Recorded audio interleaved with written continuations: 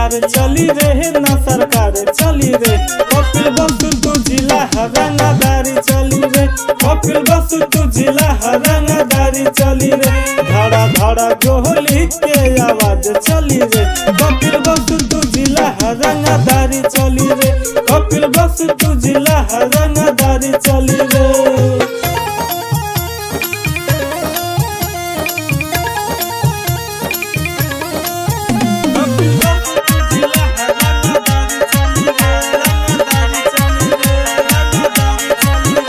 रंगदारी के शासन का बोली पर शासन रही सब पे भारी रे।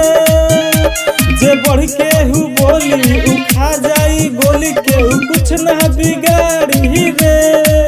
कपिल वस्तु तू जिला से सब के हु डरी। बच्चा बच्चा रंगदारे के नामो धरी।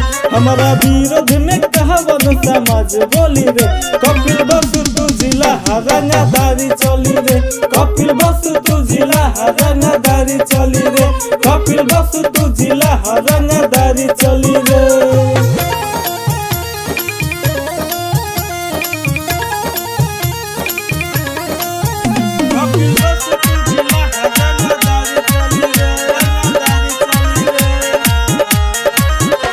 चली हमरे चलती जे कहरेला गलती मिली ओकर सजा रे। हो जाला मर्डर जे मिल जाला याद रंगदारे हरा जहरे। चल लोग हथियार आगे पीछे खो सके केहू बोले न बोली रंगदार सोच के। शिवा रोयल भई के ये काम चली रे।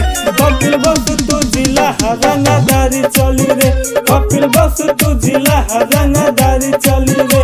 कपिल वस्तु तू जिला रंगदारी